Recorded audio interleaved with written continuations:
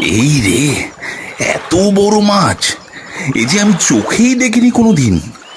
ইস, এত বড় একটা মাছ যদি কিনতে পারতাম, তাহলে তাহলে পেট ভরে খেতে পারতাম। না, জলদি জমির কাজটা শেষ করি, যে কোনো সময় বৃষ্টি নেমে যেতে পারে।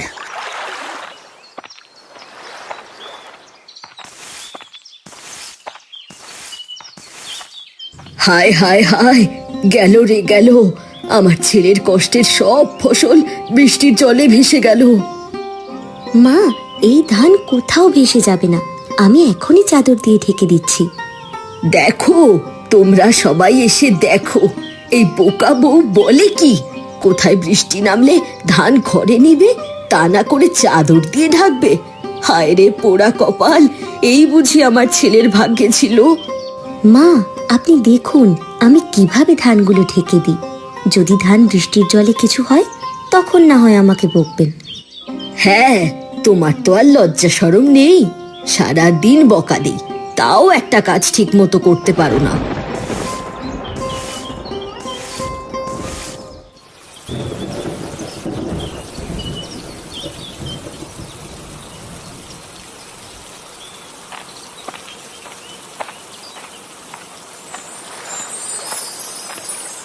আরে, এ কি, এত বড় কাতলা মাছ পুকুর পাড়ে কি করে এলো?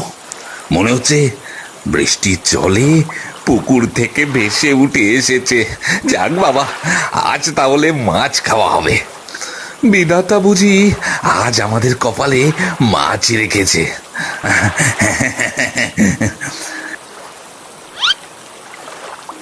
এত বড় মাছ একা হাতে ধরতেই তো আমার প্রাণ ছুটে যাচ্ছে। যাই যাই, এবার বাড়িতে নিয়ে যাই। সুমতিকে বললে ও তো খুশিতে আটখানা হয়ে যাবে।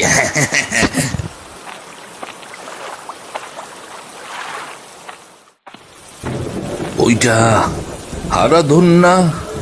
আরে ও হারাধন, এত বড় কাতলা মাছ কত টাকা দিয়ে কিনলি রে? বাজারে তো এমন কাতলার দাম কমসে কম 1000 টাকা। বিশ্বাস করো খুড়ো, তুমি বিশ্বাস করো, এই মাছ আমি কিনিনি। হ্যাঁ গো, ওই পুকুর পাড়ে কাদায় আটকে ঝটপট করছিল, সেখান থেকেই তুলে নিয়ে এসেছি। কি সব বলছিস হারাধন? পুকুর পাড়ে এমনি এমনি এত বড় কাতলা মাছ পাওয়া যায় নাকি? হ্যাঁ, সত্যি করে বলতো, কারো পুকুর থেকে আবার চুরি করিসনি তো? না না খুড়ো, আমি চুরি করিনি, সত্যি পুকুর পাড় থেকে পেয়েছি। বৃষ্টির জলে ভেসে উঠেছিল বোধ হয়। বিশ্বাস না হলে আমার সঙ্গে তুমি চলো। তোর কথা বিশ্বাস করা কঠিন। যাই হোক, বাড়ি গিয়ে ভালো করে রান্না করে খাস, বুঝলি? এই খুড়ো, খুড়ো তুমিও চলে এসো। এত বড় মাছ আমরা একা তো খেতে পারবো না, সে সময় পেলে আসবো। এত বড় মাছ খাওয়ার লোভ তো আর ছেড়ে দিতে পারি না। এই যাই, এবার আমি যাই। হ্যাঁ, আসি রে। এই বৃষ্টি যে বেড়েই চলেছে।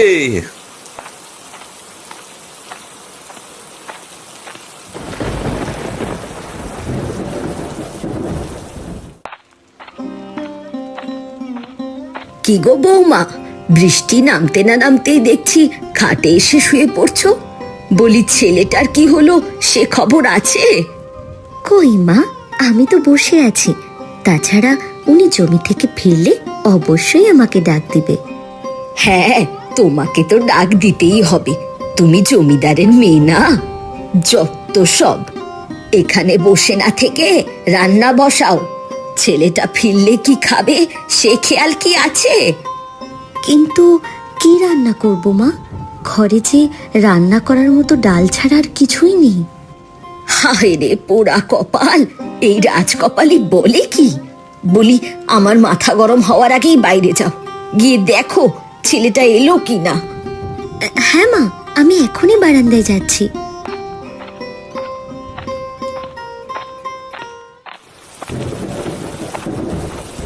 আরে ও হারাধন দা, এত বড় কাতলা মাছ কত দিয়ে কিনলে? ইস, দেখেই জিভে জল চলে আসছে। দাদা দাদা, আমাকে একটু খেতে দেবে নাকি?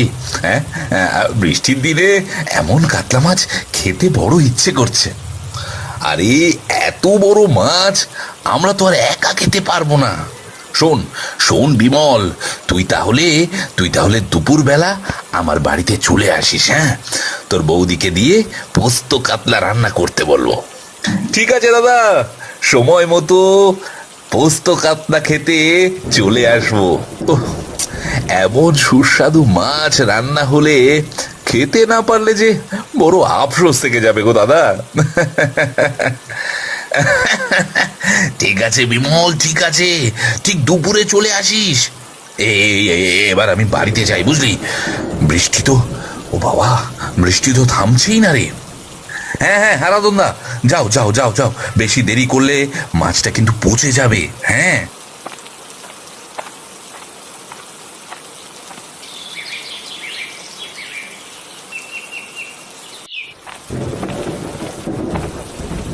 সুমতি, ও সুমতি, সুমতি, এই দেখো, আজ পুকুর পাড়ে এক বিশাল কাতলা মাছ পেয়েছি।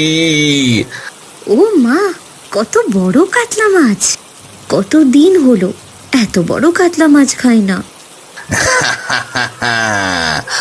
আজ তাহলে আমরা সবাই পেট ভরে পোস্ত কাতলা খাবো।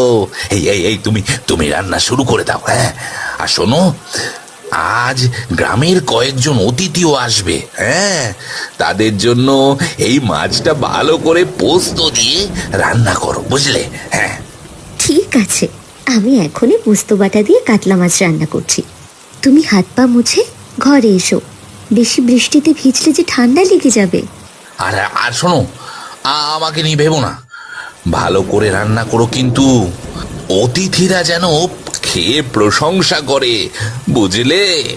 তুমি চিন্তা করো না, আমি ভালো করেই রান্না করব। এবার তুমি মাছটা আমাকে দাও, জলদি কেটে কুটে রান্না বসাই। বেশি জোরে বৃষ্টি নামলে যে রান্নাঘরে যেতেই পারবো না।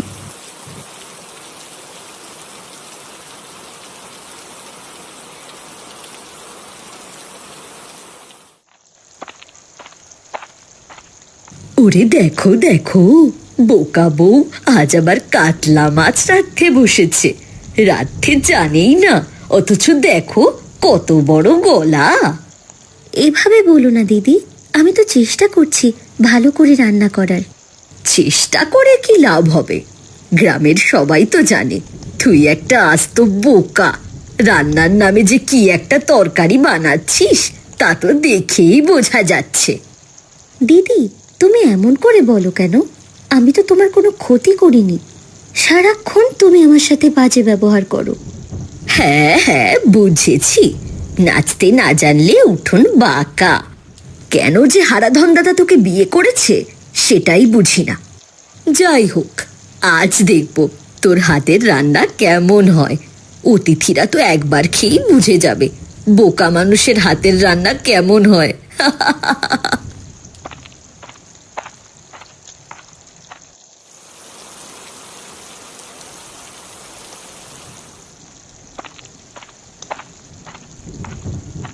কি গো বৌমা, এখনো রান্না হয়নি কেন? একদিকে আসতে বেশি দেরি নেই, অন্যদিকে ছেলেটারও যে বড্ড খিদে পেয়েছে। মা, রান্না প্রায় হয়ে এসেছে। এখন পোস্ত বাটা দিয়ে কষিয়ে নিলেই আর অল্প সময় লাগবে। আমাকে আর একটু সময় দিন। সময় দেব মানে? তোকে বলে বলে হয়রান হয়ে যাচ্ছি, তবুও তোর কাজের কোনো উন্নতি নেই। যা যা, জলদি করে পোস্ত বাটা বের করে তরকারিতে দে। ঠিক আছে মা, আমি এখনই দিচ্ছি। আপনি ঘরে চলে যান, বেশিক্ষণ বৃষ্টিতে ভিজলে ঠান্ডা লেগে যাবে। হয়েছে, আমাকে দেখে এত আলগা পিরিত করতে হবে না। মন থেকে বলছো না সে আমার ভালো করেই জানা আছে।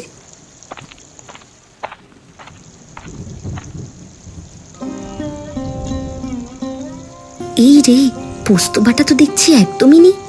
গতকালই তো শেষ হয়ে গিয়েছিল, আজ আর বাটাই হয়নি। এখন কি করি? এদিকে সময় একদমই নেই, অতিথিরা যে এক্ষুনি চলে আসবে। না না, আমাকে কিছু একটা ভাবতেই হবে। আরে এই তো, এখানে দই আছে, আমার ঠাকুমা তো বলতো দই দিয়ে মাছ রাঁধলেও নাকি খুব সুস্বাদু হয়। পোস্ত না দিয়ে আজ বরং দই দিয়েই কাতলা মাছ রান্না করি, দেখি না কেমন হয়।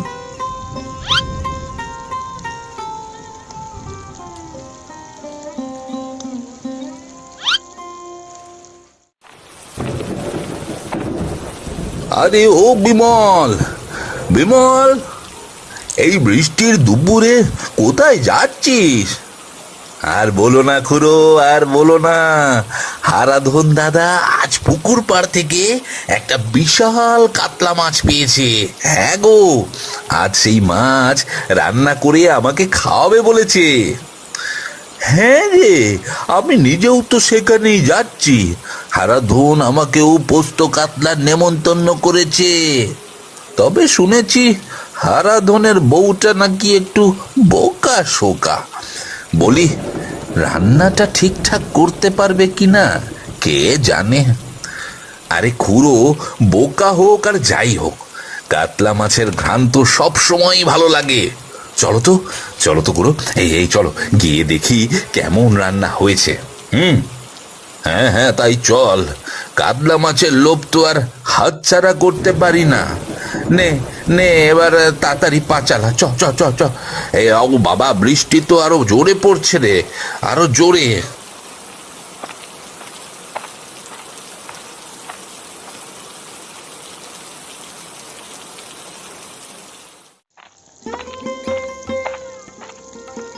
আরে বাহ,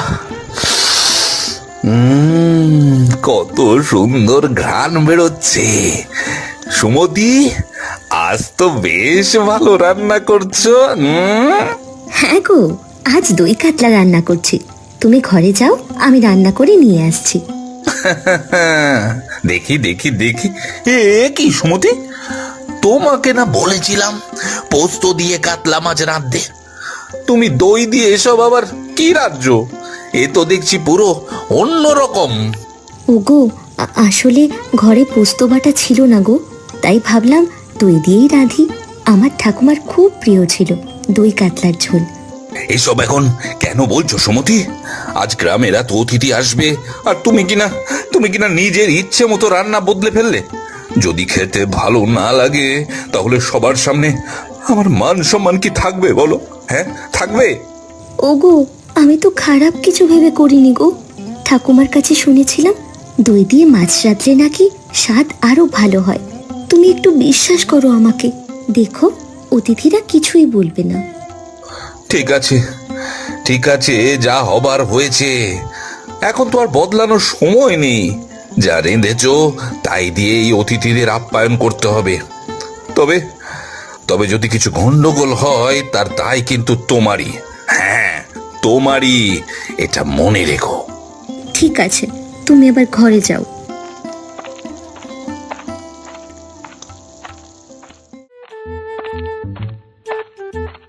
এ কি শুনলাম আমি? বোকা বউটা নিজের বুদ্ধিতে রান্না বদলে ফেলেছে। হায় রে পোড়া কপাল, আজ অতিথির সামনে না জানি কি লজ্জায় পড়তে হয়। বলেছিলাম না, এই বোকা মেয়ে দিয়ে কোনোদিনও ভালো কিছু হবে না। দেখবে আজ অতিথিরা দই কাতলা একবার মুখে দিয়েই থুতু করে ফেলে দেবে। তোর কথাই ঠিক হবে বোধহয় শ্যামলী। এই মেয়েকে এই বাড়িতে এনে যে কি ভুলটাই না করেছি। এবার আমার কথার দাম রইল তো? বিয়ের আগেই বলেছিলাম এই মেয়ে কোনো কাজের না, শুধু শুধু হারাধন দাদার কপালটা পুড়ল। ওরে শ্যামলী, আমার অনেক শিক্ষা হয়েছে। বেঁচে থাকতে এমন ভুল আমি জীবনেও করতাম না। হায় রে পোড়া কপাল, আজ বুঝি ওই দই কাতলা খেয়েই আমার পেট খারাপ হবে। যাক বাবা, আমিও সব ছাইপাশ মুখেও তুলব না। শোনো, তুমি চাইলে আজ আমার বাড়িতে খেতে পারো।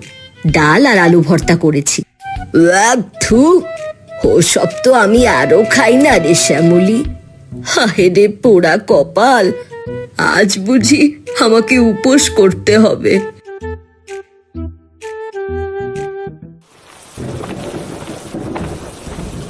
আরে খুড়ো, বিমল, তোমরা এসেছো? এসো এসো, এবার এবার এবার জলদি ভেতরে এসো তো। আরে বৃষ্টিতে তো ভিজে গেছো তো। চলো চলো চলো, ঘরে গিয়ে আগে গামছা দিয়ে গা হাত পা মুছে নেবে। চলো চলো। ঘরে তো যাবো হারাধন, শুনলাম আজ নাকি পোস্ত কাতলা মাছ রান্না করেছিস। কই কই দেখি তো কেমন রান্না হয়েছে। হ্যাঁ, রান্না তো হয়েছে, তবে একটু অন্য রকম হয়েছে বুঝলে। আর চলো তোমরা আগে ঘরে চলো, সবাইকেই আমি খেতে দিচ্ছি। হ্যাঁ, আরে চলো না খুড়ো, পোস্ত কাতলা খাওয়ার জন্য যে আমরা তড় সইছে না গো।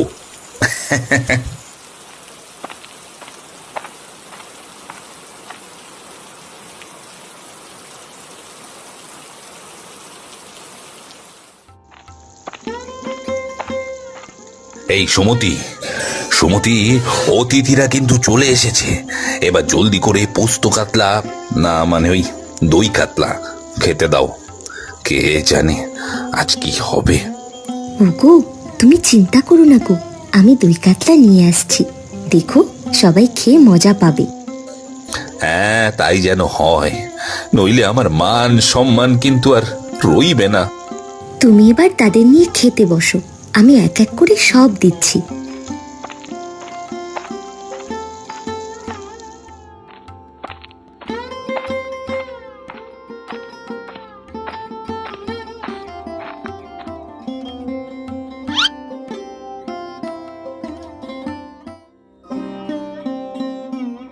এ কি, এ তো দেখছি অন্য রকম রঙের তরকারি। এ কি সত্যি পোস্ত কাতলা মাছ? হ্যাঁ, হায় রে পোড়া কপাল, এই বোকা বউ দেখছি আমার মান সম্মান আর রাখবে না। কে জানে এসব দই কাতলা খেয়ে তাদের আজ কি হয়ে যায়। খুড়ো, এটা কাতলা মাছই, তবে পোস্তর বদলে দই দিয়ে রান্না করেছি। যদি খারাপ লাগে তাহলে ক্ষমা করে দেবেন। দই কাতলা, সে আবার কেমন? হায় রে, আসলাম পোস্ত কাতলা খেতে, এখন কিনা দই কাতলা। আরে এ কি, এই যে অসাধারণ, এই যে অসাধারণ স্বাদ। জিভে এত সুস্বাদু কাতলা মাছ আমি কখনোই খাইনি। ওফ, দই দিয়ে যে এত মজার কাতলা, এত মজার কাতলা মাছ রান্না হয় তা তো আমি ভাবতেও পারিনি। আরে তাই তো, এ তো অসাধারণ দই কাতলা। এই যে একেবারে অন্য রকমের স্বাদ। হ্যাঁ, ঝোলটা একেবারে মাখা মাখা, আর মাছটাও কি নরম। বাবা বাবা বাবা, দারুণ হয়েছে হারাধন, দারুণ দারুণ। সবই আমার বউয়ের হাতে জাদু গুরু। হ্যাঁ, ও আসলেই না, ও খুব ভালো রান্না করে। হারাধন দা, তোমার বউয়ের হাতে তো জাদু আছে গো। হ্যাঁ, সত্যি বলতে এমন রান্না তো আমি আগে কখনো খাইনি।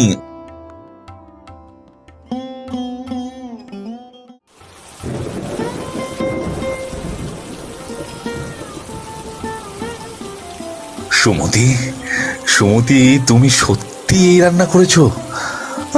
আমি তো ভয়ে ছিলাম গো, অতিথির সামনে না জানি কি হয়, কিন্তু কিন্তু তুমি তো একেবারে অবাক করে দিলে। আমি তো জানতাম না ভালো হবে কিনা, শুধু ভেবেছিলাম পোস্ত না থাকলে দই দিয়ে একবার চেষ্টা করে দেখি। আরে হারাধন, তোর বউকে বোকা বলে যে ভুল করেছি তা আজ বুঝতে পারলাম। এমন বুদ্ধি আর রান্নার হাত তো সবার থাকে না।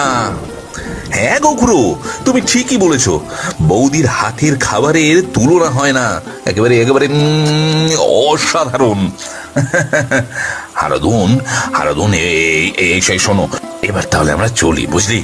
আরে শোন, তোর বউকে একদিন মাটন রান্না করতে বলিস। হ্যাঁ, মাটন, ওর হাতের মাটন রান্না খেতে খুব ইচ্ছে করছে রে। হ্যাঁ, অবশ্যই করো, অবশ্যই।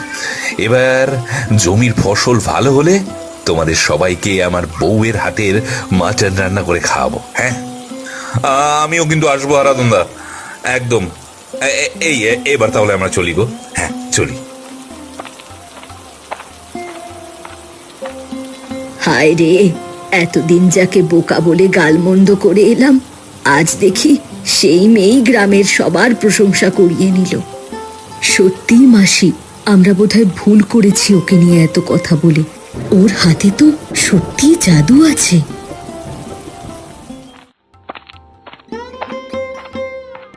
আজ থেকে আমি বুঝে গেছি, হ্যাঁ, আজ থেকে আমি বুঝে গেছি আমার সুমতি বোকা নয়, বরং অনেক বুদ্ধিমতী। ওর মাথায় যা বুদ্ধি আছে তা অনেকের মাথাতেই নেই। হ্যাঁ, ওগো, তুমি এভাবে বলো না। পোস্ত ছিল না বলেই তো আমি দই দিয়ে কাতলা রান্নার চেষ্টা করেছি। সুমতি মা, আজ থেকে তোকে আর বকবো না। তুই সত্যি অনেক ভালো একটা মেয়ে। আমাদের ঘরের বউ হয়ে তুই আমাদের গর্বিত করেছিস। আমি শুধু শুধু তোকে গালমন্দ করেছি। আজ তুই আমাদের মান সম্মানও রক্ষা করেছিস। এটা তো আমারও সংসার মা, নিজের সম্মান তো নিজেকেই রক্ষা করতে হবে। তুমি তুমি আসলেই অনেক বুদ্ধিমতী সুমতি। তোমার মতো বউ পেয়ে আমি অনেক অনেক গর্বিত। হ্যাঁ।